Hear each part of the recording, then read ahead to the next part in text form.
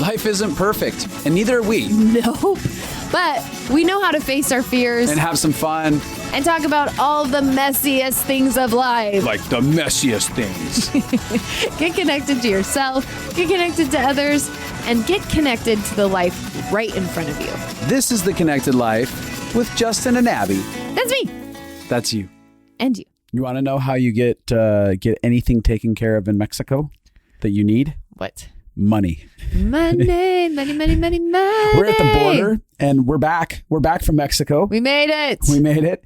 And crossing the border in Tijuana is a very interesting thing because there's lines that are like, I don't know, 15 miles long to get across that border, and then some that aren't. But Yes. You don't know, because I can't speak Spanish, I'm like, I don't know what to do, and am I in the right one? We got in the wrong lane multiple times, and it caused a lot of ruckus. Fortunately, though, I was able to pay a taxi driver an drive. outrageous fee of $20 to drive me to the beginning of the ready lane. Yeah. I was like, how do I get to the ready lane? He's like, $20. I got you taken care of. And I thought, interesting. And then he took us on a very long It excursion. felt very sketchy. Honestly, And I was like, where is he leading us to? I was Because I like- thought we were like 2 minutes away from the entry to that lane. it was like one of those, like, I'm about to get mugged and other things up in here is what it felt like was about to happen, because it felt like it kept going and going. And I'm like, this is shady. Yeah, What's at happening? one point we pulled over and I was like, we can't keep going. This is like 20 minutes out away from the border. But we were going in the opposite direction of the border for a long time. He circles back. He's like, what are you doing? And I was like, what? Where is the border? And he's like, 5 more minutes. I'm like, okay, we'll give him 5 and no more. And then he did a turn and there we were. Uh-huh. Which was very interesting. And we made it to the lane and we got through. Yeah, we did. Yeah. That was Highly recommend following somebody out of your way to find the we right did path. in our last drive across the border. That was magnificent, as I had an utter meltdown because You we've been did waiting have for a meltdown. we've been waiting for an hour and a half probably in the line. and I don't even know that we were ever in the right line on that one. I don't know either. But then I see this opening to go to what could be the ready lane. What you think could be. What I think could be, and there's police there, and I jump out and I'm like, hey, passport, like American passport, can we go here, ready lane, will that go here? And he's like, go ahead, yes. I was like, this is amazing. I like probably shaved another 40 minutes off of our experience. Totally. And then I go through it and it dumps us out on the street where the whole journey began in the first place. I was just like, it was cool. So that was Mexico for all of you who've been wondering how Mexico went. Just so you know, he's not joking. He did actually cry in that moment. I did. It was that or anger, and I went to sadness. Yeah, and I was so proud If of I'd you. been with one of my guy friends, I would have like punched the steering wheel and got out and screamed. 100%. That's exactly what you would have done. But you've been so kind to learn how to not do that for me. I felt really loved by it. So, and then we ended up It was in just tears of anger. Yeah, then we ended up getting into another lane, which was apparently the global entry / sentry lane. Because another police officer told us to get in that lane. And we were told at the border that was not okay and that they could have fined us $5,000. Yeah, but they were like, they didn't. But they don't do that. They're like, okay, Well, you only get away with this twice. That's what they said. I was like, well, I'm not coming back again. So Justin, I'm done. You're hysterical. Yeah. So yeah. It was for those of you wondering, we went to Mexico for treatment for me. Yeah. It was horrible for me. It was so much more rough than I imagined it would be. And it still feels rough. And there is still quite a bit that my body's going through. But in the midst of that, I have a lot of hope.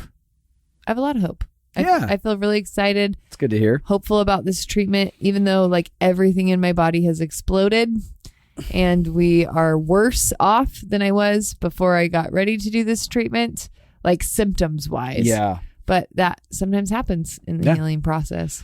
Well, you're still here, so we're grateful for that. We're thankful for that. And I read I think it'd be worth noting just this fun little fact. Ooh, fun fact. I brought a book with me to read because I thought it was going to be more like a vacation because there was only 3 different times I had to do things for the treatment. That's not what that was, though. It was not what that was. Nope. But so I brought a book because I thought we would read, and we read one chapter of the book the entire time, and that chapter was 2 pages long. But in the chapter, it's about this book about this guy that did so many incredible things with his life. And this one chapter had to do with how he got very, very, very sick. And there wasn't a cure for it. And it was terminal. And there was no answers. And so he had to do all of this trial and error treatment process. Yeah. And it said like he believed in healing miraculously, like miraculous healing, but he didn't get healed in one moment. He got healed through the process of working with doctors, and he ended up being completely healed, but through a process of a couple of years and the timing. And it was so comforting. Like I asked my friends who are like math whizzes, I was like, what are the odds of that? I was kind of joking. I'm like, what are the odds? And then they like sat to think through it. And they're like, well, if you think about the amount of books there are in the world that you could have brought to the trip, and then you think about the amount of chapters there were in one of those books, it's like gajillion odds, 1 in gajillion that you would have chose that book and that chapter at that exact time. Yeah. And it felt very serendipitous of like remembering that the process of trial and error can lead to healing. Yeah. And it was helpful to remember, like, there's so many people I know who've done great things with their lives that had a season of sickness. Yeah. And difficulties that were really, really rough. Mm-hmm. But on the other side of it was something that was produced inside of people that gave them actually the capacity to go on and be who they're made to be. I think about Nelson Mandela and his journey of being locked up in prison for so long and then coming out to lead the nation. And you think about like, you could be wild. In these worst case scenarios of I'm locked up and there's no hope ever for my life. This is the beginning and the end of my life, and it just is what it is. But it wasn't that. That wasn't that for him. And sometimes we go through the darkest phases of our lives. And this is really good because today we're going to be talking a little bit more about Christmas and goodness of Christmas and things like that.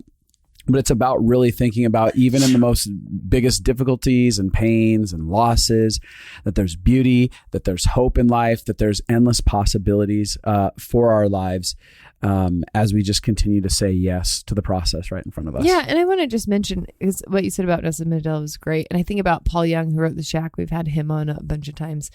And he went through just such a deep season of having to face pain for 11 years. Yeah.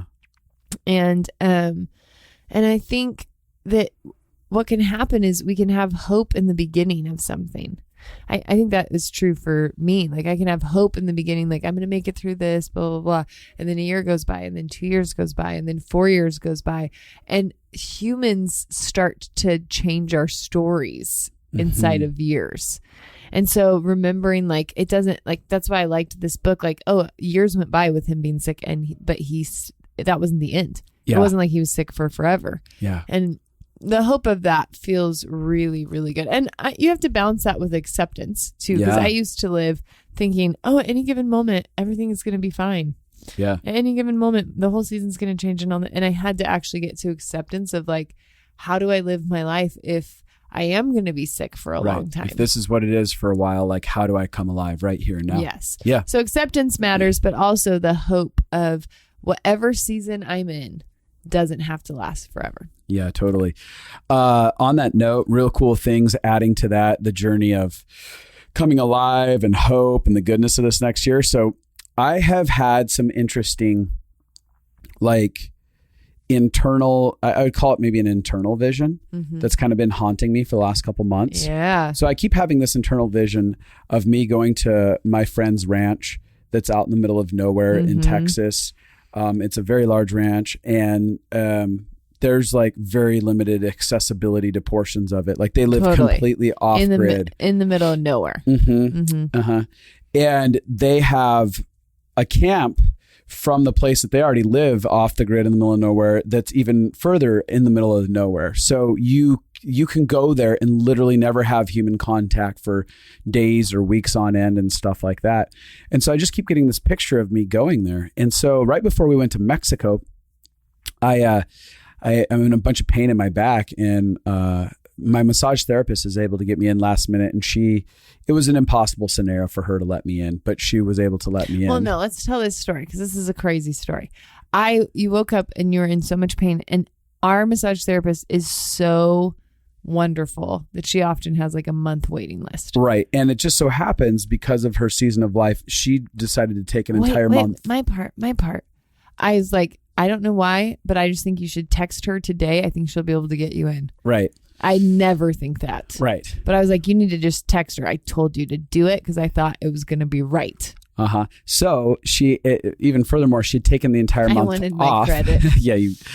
And she did. She took an entire month off and was refusing to meet with anyone while she was doing some things that she needed to take care of in her life. For her business. Yeah. But for the last couple of weeks, apparently, so I reached out to her and texted her, and she said yes. And she said, for the last couple of weeks, I've been on her heart, and she's been praying for me specifically. And so when she got the text, she was like, yeah, I specifically need to alter everything for him and bring him in. Which is amazing. Which is such a gift. And it's the only reason I was able to go to Mexico. It saved my back. Yeah. I could not stand up. Yeah. And so anyways, while I'm in there, oftentimes that she'll just kind of like pray for me while she's massaging and stuff like that. And she was like, Justin, have you ever thought of going on a like a vacation without Abby, but not like just a vacation? Like it's time alone as a person and kind of like isolated and connecting to yourself.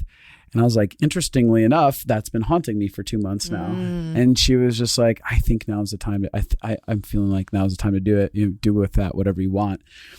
So through a string of events, called my friend up. Just so happens they had multiple cancellations for hunting on their land, which is a big deal. On their land. It's not cheap to get into their land. And they were like, yeah, we just have cancellations. And so it's open. In January, it's open if you want to come on this journey and go here. And I was like, okay, well, I guess I'm going to do that. So here's the kicker.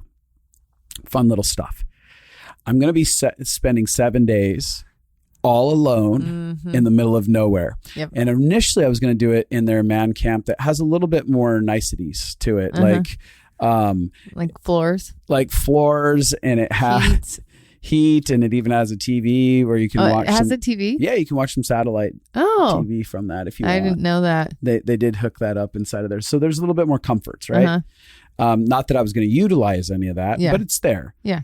So I call the my friend who owns it. I had specifically talked to some of the people that work for him, but I talked to him this morning, and he's in his 80s, and he said, "Oh, I got an idea for you." And I go, "What's that idea?" And he goes, "Well, I got this cabin. It's Henry's cabin. It's out in the middle of nowhere." And I was like, "Well, the man camp's out in the middle of nowhere." He's like, "Yeah, but women go to that." It's spoken like a true 80-year-old Texan man. He goes, "But Henry's cabin, that is an isolated cabin only men go to." Oh yeah? I go, "Tell me more about Henry's cabin." He goes, "Well, it's got a bed in it." I go, "Well, this does it have?" It goes, "It's got a wood stove if you want to throw some wood in and cook your food."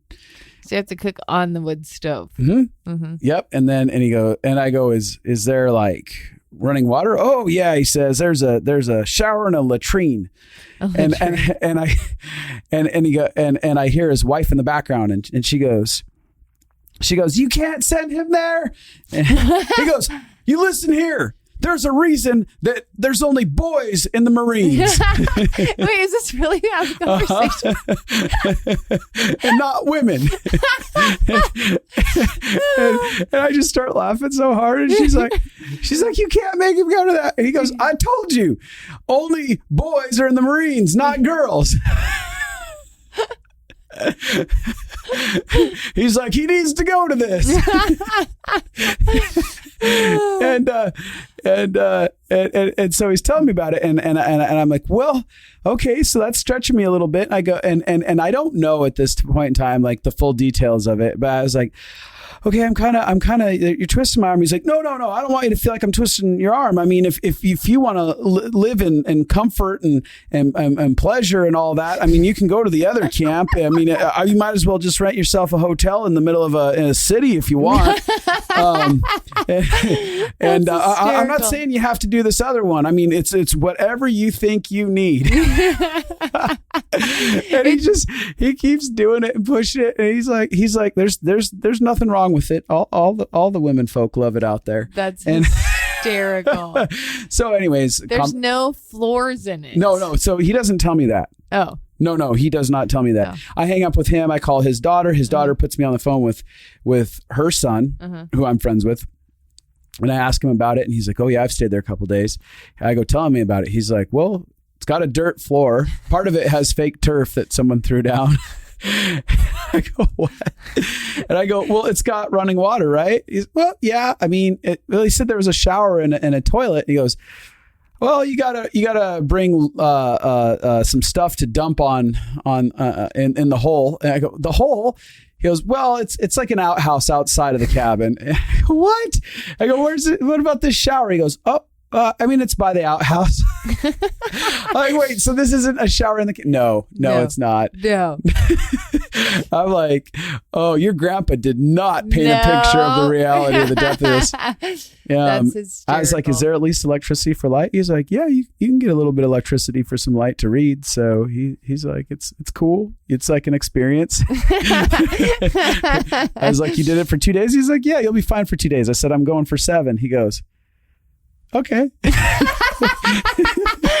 Okay. Yeah, I'm all for you say the luxury. Okay, when he says luxury, it's still like it's like 100 square foot or smaller, like 50 square foot. When he says luxury on the other one, it's not it's luxury. got floors. It's not like bougie. It's just it's got beds. It's got floors. It's got a warm running water. Yes, that's to it. We got to explain luxury because it's not like a 4-star hotel. No. It's a small. There's a small trailer and another couple small 1-bedroom cabins. When we speak bedroom, it's like just enough for a bed and maybe put your stuff in there and a decent shower. So, but he's just telling me. Maybe you could do both. Well, he did. What he did is he did a man challenge. That's what it was. I know he did. It was an invitation from an elder that said, "I'm inviting you into this next part of your journey," and I think I'm going to take him up on it. Oh my gosh, I think it's so dumb. Yeah, but I think my soul needs it as a man. You need to have to hate and as he said to his wife, "You wouldn't understand. You're a woman." Well, listen. I'm not going to be there, and I'm not going to have to hear about how horrible it is while you're there. So you do what you want. So the purpose of it is this monastic journey that I'm on. You're calling it a monastic journey. You want to explain that to people? Well, that's when people go away to monasteries and they get silent and they connect with themselves and stuff like that. So I'm going to go connect with myself. I'm going to let myself go into complete insanity for a couple of days and then settle in to being present with whatever. And I'm just going to go pray and connect with God and myself and see what happens. See if I'm tormented by it. See if something is purged by it. I don't know. There's just an invitation. That it's going to be like a cycle of like madness and then peace and then a lot of emotion and then peace. And then like, I think it'll be like waves. Yeah. Where you're like, oh my God, I can't do this. I can't do this. I can't do this. And then being like, oh my God, this feels amazing. This is what I've been wanting for my whole life. And then you'll feel like, oh my gosh, what is my life? I don't feel like I'm going to walk out of it being like, I was in a 4-star resort and that was so restful, just chilling out, doing nothing. No, I'm going to go hike miles and miles a day and allow myself to hike and connect. Be in nature, feel, process, escape. Yeah, that's what's going to happen. So that's my January, and you guys will see how that goes for me. I will let you guys know the update on that. I thought it'd be fun to share with you now because that's part of me engaging the new year. And I think that all of us need something in the new year to engage our hearts and our souls and get ourselves just ready for a new season of life.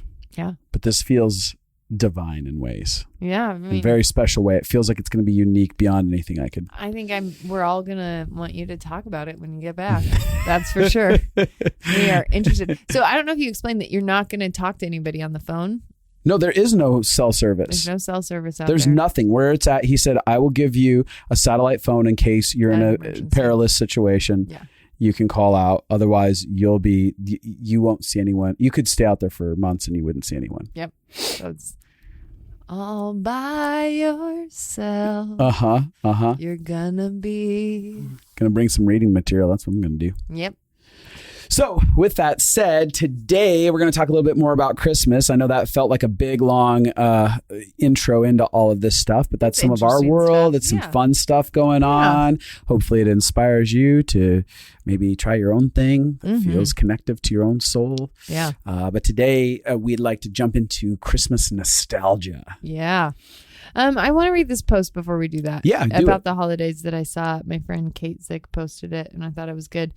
It says failed expectations doesn't have to equal failed holidays. Sometimes we imagine a certain event, moment, gathering, party, day, trip to be or look a certain way. When things don't go as we envisioned, the negative narrative swarms in, ready to take over. A failed expectation about your moment doesn't have to ruin the whole day. A family member not showing up the way you hoped doesn't have to consume every bit of Christmas. Our kids still fighting, the moment not being picturesquely perfect. I don't know how to say that word. Difficult conversations that want to create division. Your grandparents asking why you're still single. All of it. It happens. My goal is to always find or create a reset when we need to count my blessings, which always outnumber my woes, and to remember we're not always able to change what is happening to or around us, but we can change our perspective and the story that we choose to win. And I was just thinking expectations is one of the reasons that holidays get really painful. Yeah. Is because of what we think it should look like or it should be or how we're imagining it. And that sets us up for failure all the time because nothing is ever like I imagine it. Yeah. Not exactly. No. You know what I mean? And so it really can, if you get your heart set on specific things, looking or being a certain way, it can be hard to adapt. I think you experienced that in your childhood. What? People not knowing how to adapt if things didn't go the right way. Yeah, that was something that was difficult in my childhood around me. And I think that that's probably one of the most beautiful gifts that I've adopted inside of my life is to more and more let go of all of my control, my expectations, surrender. I think the word is surrender to life and surrender to the holiday season and Christmas is like, okay, I'm going to have expectancy. Like, oh, there's going to be beauty for me. There's going to be something good for my heart inside of this. Totally. But I don't know what that practically looks like and how it evolves. And I'm going to let myself plan and hope for things. And if they don't happen, I'm going to embrace and find the beauty of what actually is happening in front of me. Yeah. And that's not easy. No. That is not an easy thing for any of us as human beings. I think that, even as I'm about to go on the trip that I'm about to go on, I'm going to let go of any expectations. I'm just going to go see what happens with it. And I think about even our Christmas this year, you had some pain about that already. Oh yeah. Both have been bummed out a little bit. Your parents were planning this whole year. We've been planning on your parents being here for Christmas. Yeah. And I have been looking forward to that so much. I love your parents. I love them when they're in town. I love doing things with them. I love playing cards with them. I love listening to music and snacking and watching movies together and hanging out with them and the dogs. And they were going to bring us a dog. So I've been very excited for them to come. They make it feel like a holiday to me. They make it feel like special. Your mom's really good at making holidays feel special. Yeah. So this week they called and said they can't come. Yeah. So I cried. They're going to come later. Sure. Not for Christmas. Not for Christmas. They're going to travel down later. Yeah. So with that, it's like, okay, I don't know what this means now for our Christmas. What does that look on how we want to do that? We get to have fun brainstorming together, and we get to watch as maybe something else evolves along the way that we didn't expect. Totally. And so there's the ability to allow yourself in these seasons to grieve. Like if something didn't feel like it was going as planned, be like, oh, that's a bummer. Like you don't have to shut it all down.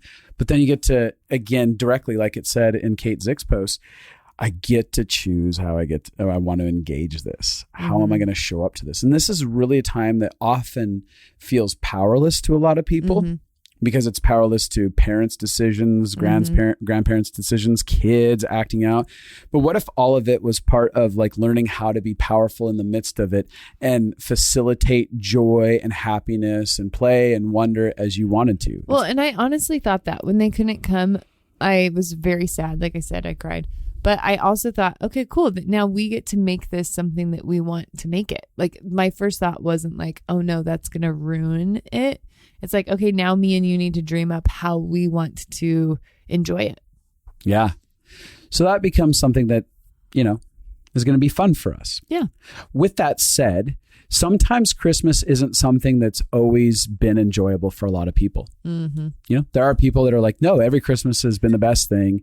Some of you out there are going to be like, no, actually, I don't have a lot of fond memories of Christmas. But our challenge to you today is going to be making this Christmas the Christmas you want to make it. Yeah. Finding nostalgia. Yeah. And if you don't have nostalgia from your history, you're going to create nostalgia for years to come. Yeah. So with that said, I want to talk about a few things in my own history that are nostalgic to me that I remember because it's just fun reflecting. If you haven't reflected yet about the things that you do love from your history with Christmas, you should probably do that. This is just going to get you in the mood for Christmas. That's basically. Yeah. Go ahead. One of the things that I love is it's interesting. I hated it with a passion at the time, which was going to Catholic Mass with my grandparents. Every Christmas Eve, like midnight Mass, we would go and I'd be, oh no, it's the Christmas Mass with Grandpa and Grandma.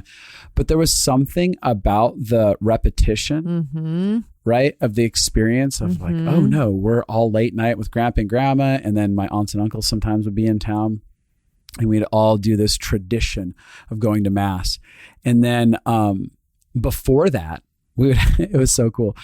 Like for years, we would be at their house first, and then like a Santa would come by, like an actual Santa. And I'd be, oh my gosh, Santa actually showed up. This is crazy. I get to see him in person.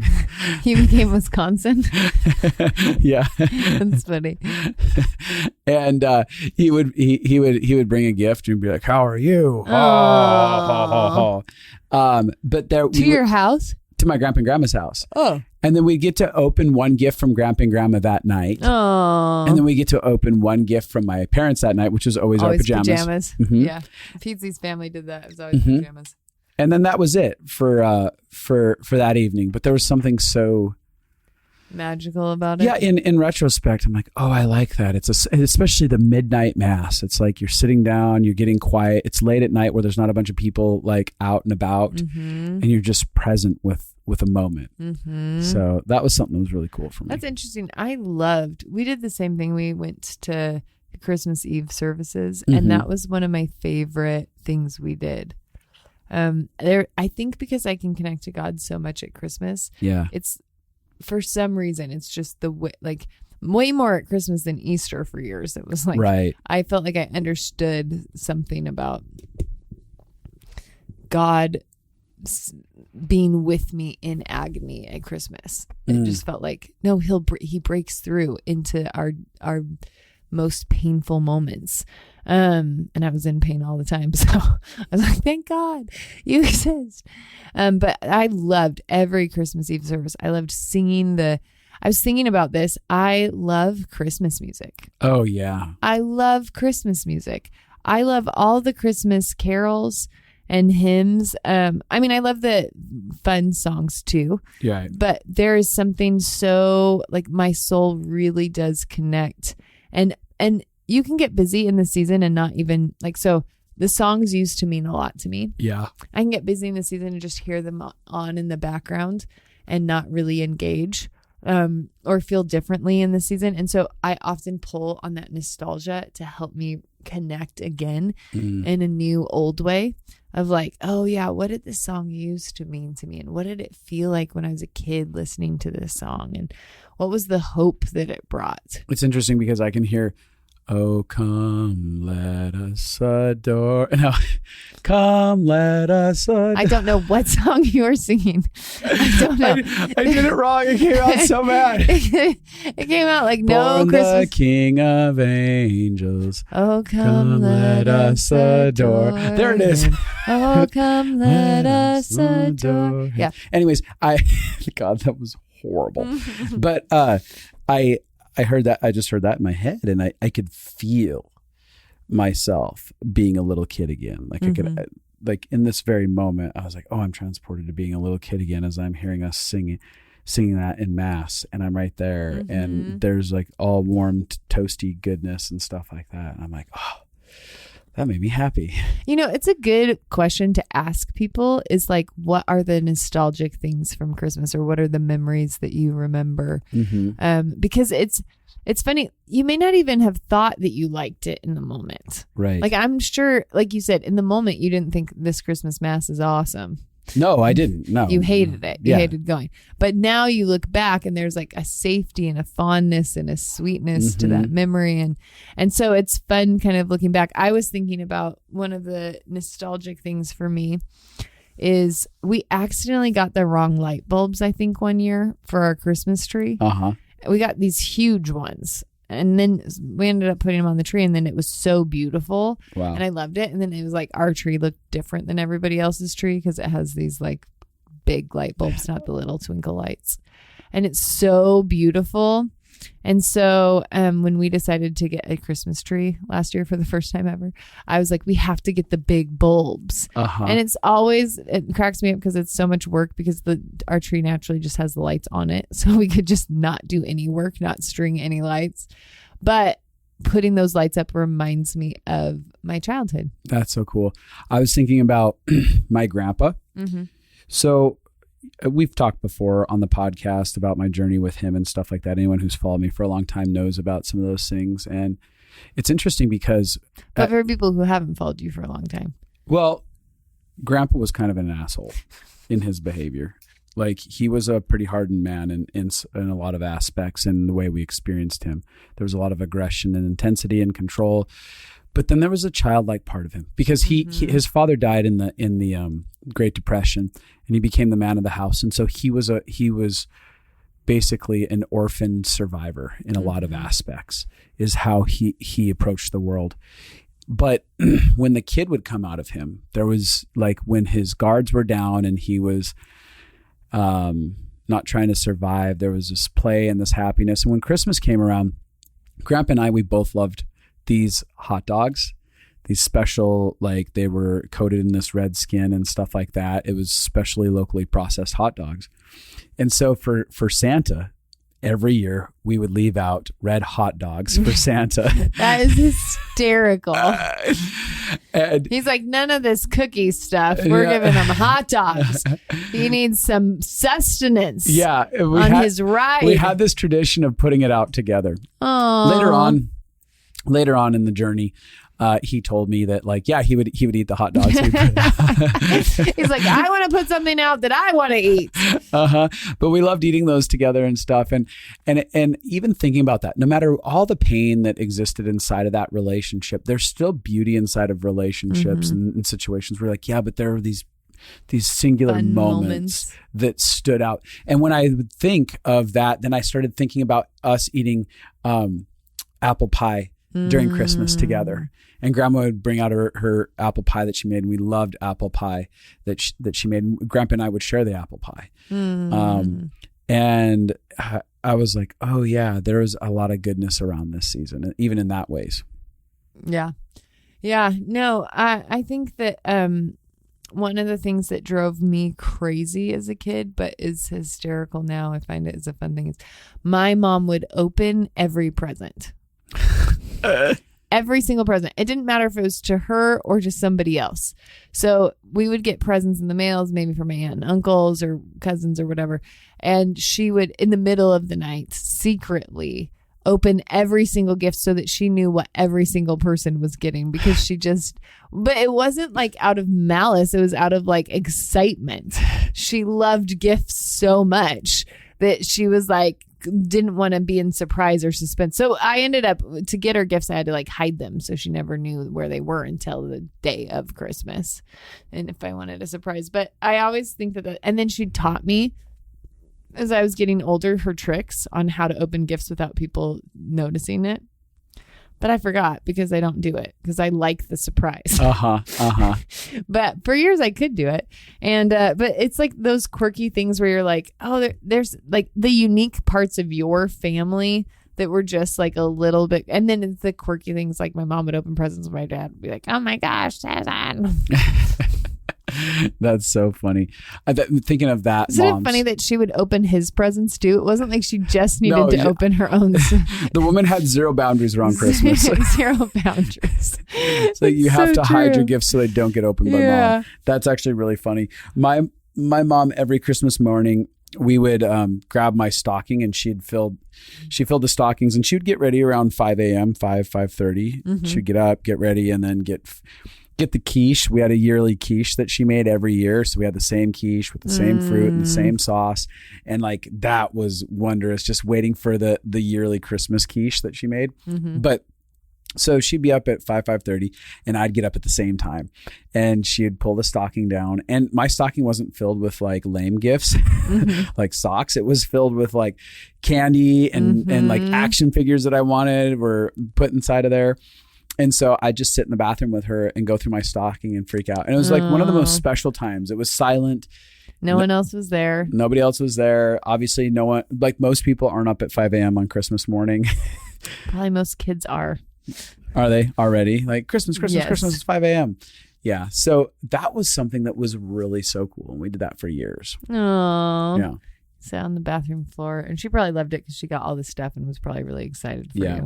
Did you have anything building up to Christmas that felt like very traditional or anything? Because we had an Advent calendar. Well, I'd like to say, first of all, I think it's okay to be nostalgia without things being traditions, because a lot of these things, even that I'm talking about, like, we're not singular every events. Single year. Yeah.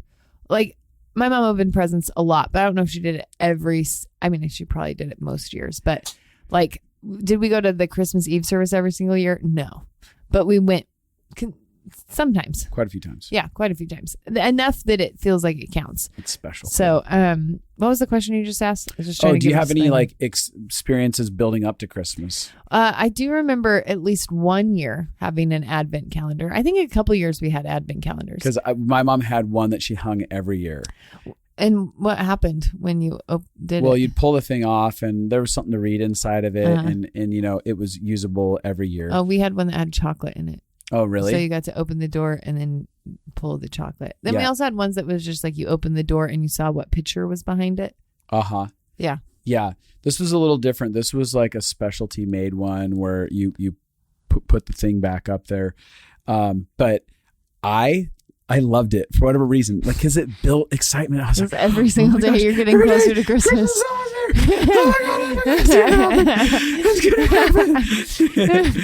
That's hysterical. I know for a fact it's going to happen. Actually, I hope she still has that. I'm going to find out if she still has that because I want that from her. It's a pretty cool thing. So yeah, it was something about the building. And I think that that's something beautiful about every year that people like, there's something to look forward to, whether or not you have a family tradition of that or not. It's the like changing of like, you see the music change. You watch as pumpkin spice lattes start hitting. You start seeing Christmas trees pop up on corners to be bought, and all kinds of things like that. It's just like the season starts telling you like, hey, we're winding the year down. We get to celebrate something. We get to celebrate the year we had, and we get to celebrate God, and we get to celebrate our own freedom and our own like there's so much to enjoy and celebrate and look forward to, and it's starting something new. And I think that there's something so wonderful about the feeling of a tangible new season. Totally. Like the new year that's about to hit as well, you know? Oh yeah, absolutely. I was thinking about one year I found a newt.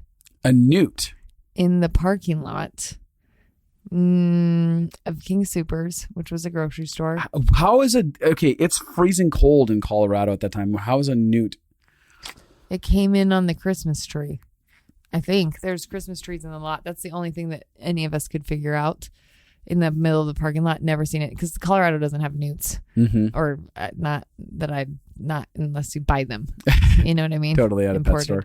Yeah. And so we brought it home, made a home for it, kept it for a while, and then I think I got bored, and so I gave it to Pizzi, who's my best friend, gave it to her and her brothers. There's like 5 of them, and so they kept it until it got out one day and lived in their house, I guess, until it died, which I think was funny. I do think that there is, we used to, some years, not every year, but some years we would get like hot cocoa and go look at Christmas lights, like drive around and look at Christmas lights. Oh, I love driving around looking at Christmas lights. There's something so magical about that. Like, I wouldn't want to be the person that puts them up. No. But it is that's another thing, a changing of the season when you see all these lights, excuse me, coming up all over the place. And then just getting to listen to Christmas music as you drive around with somebody. Oh, yeah. I think also something that was really fun for me was my mom's rule breaker mentality that she had. And so she was like, we're opening every present Christmas Eve. Which again goes in line with her personality of not wanting to wait. But like they grew up opening their presents on Christmas Eve and in her family.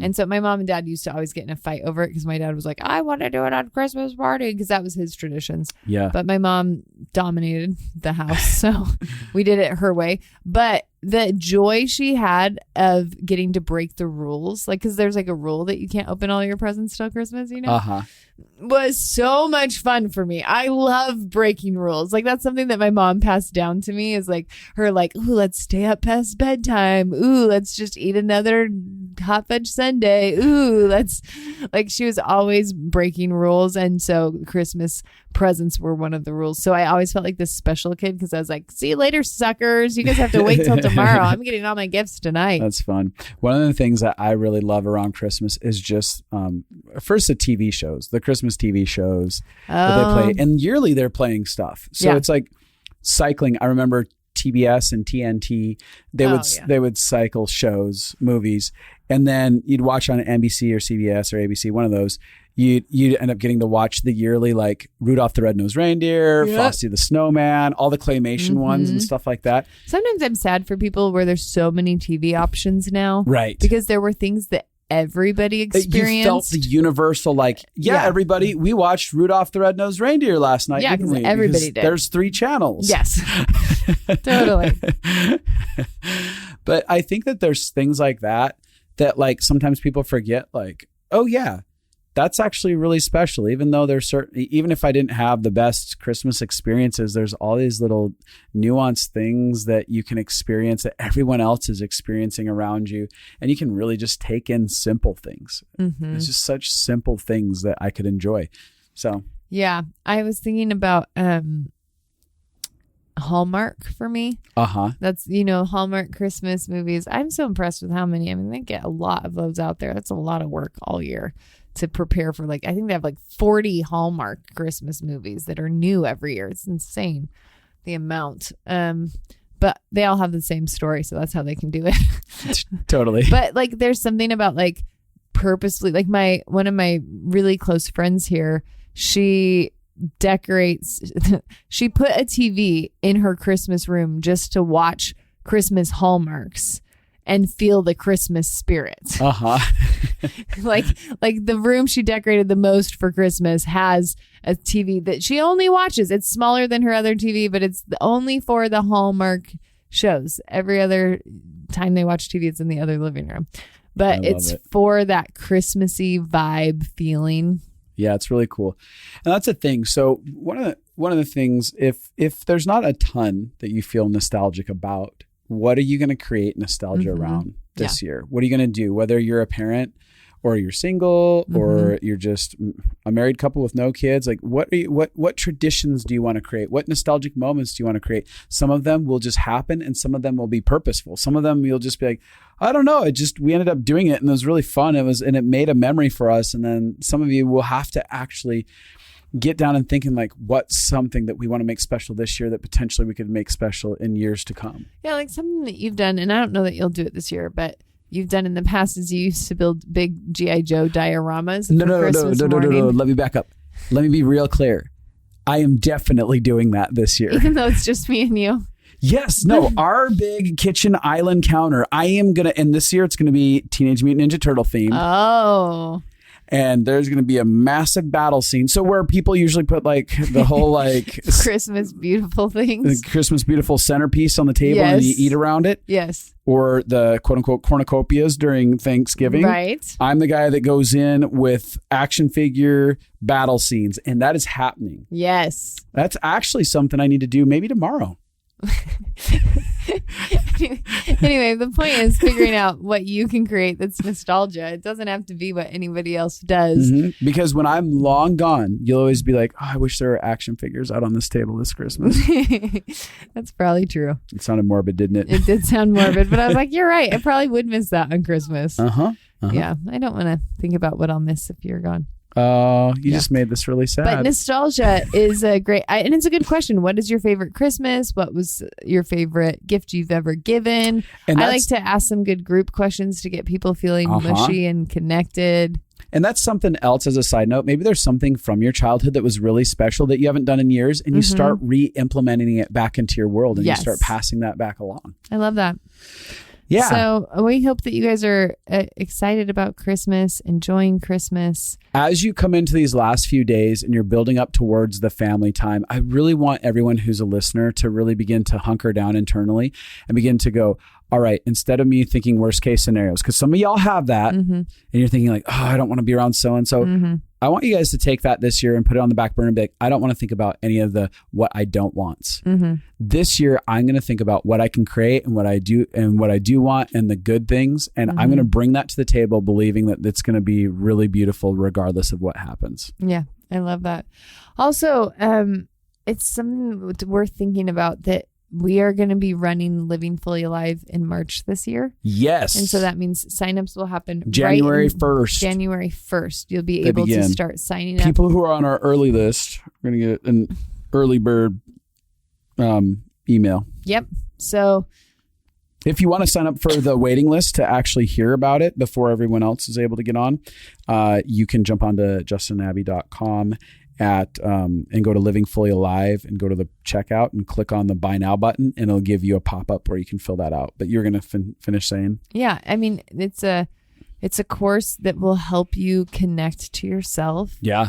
Connect to your internal world, process We have families that have taken it multiple times, like done it multiple years in a row because they went on a journey themselves and then together, and they were like, no, let's do it again and let's process together through it. Yep.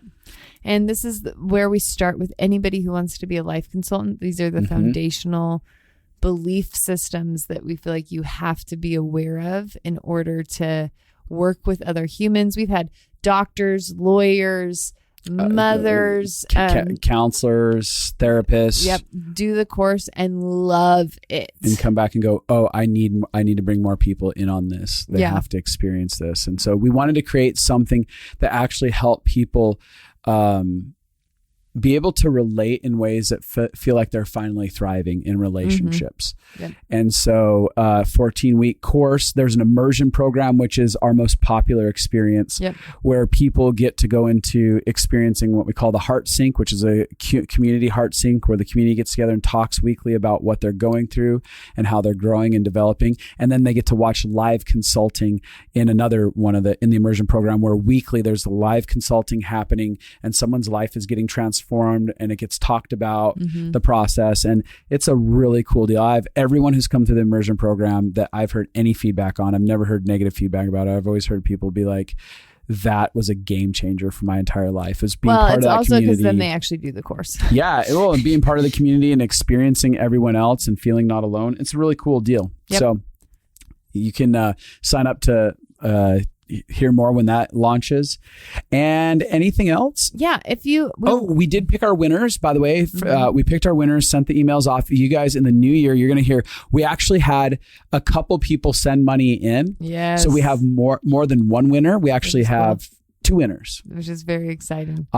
Because a couple people gave, and we'll tell all about that. We're going to have them on the podcast in the coming new year. It's going to be a real fun episode. And thank you for everyone who submitted for that. Yes. We heard some of the most cool stories. It was so incredibly difficult to decide which one to choose. Absolutely. So I was like, oh my gosh, this is a great one. And this is a great one. I love seeing people get inspired about loving others. But there's really some fun. really, I believe we're going to have some really beautiful stories out of that are going to be shared about these two that are so cool that Absolutely. you're going to want to be able to tune in for. Yep.